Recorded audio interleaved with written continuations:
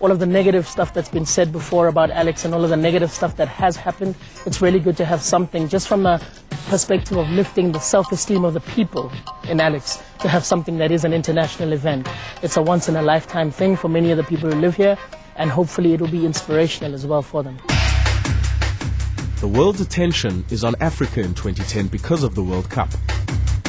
Some believe that the surge of enthusiasm in African social development will dwindle after the last whistle has blown and the crowds have dispersed.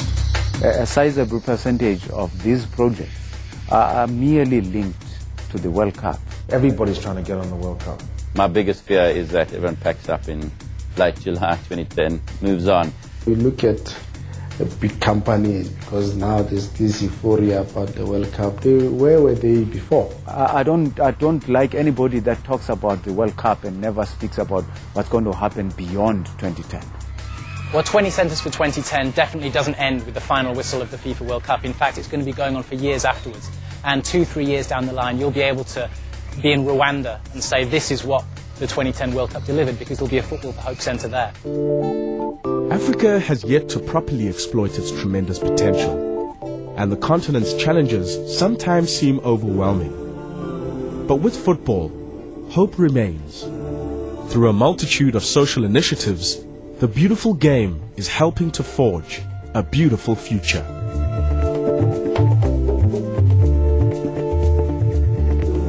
I think Africa is at a fascinating turning point right now. What I see is a tremendous sense of hope on the continent in general.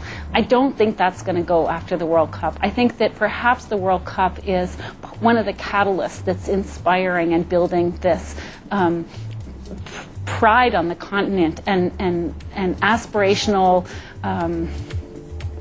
I can only think of the word aspirational hope for the future, that this continent is changing, and it's changing because of the people who live here, not because of outside donor money. Of course, the next World Cup will be in Latin America, and I'm sure there will be an increased attention on some of the challenges for people in Latin America, but I don't think that Africa is going to be forgotten.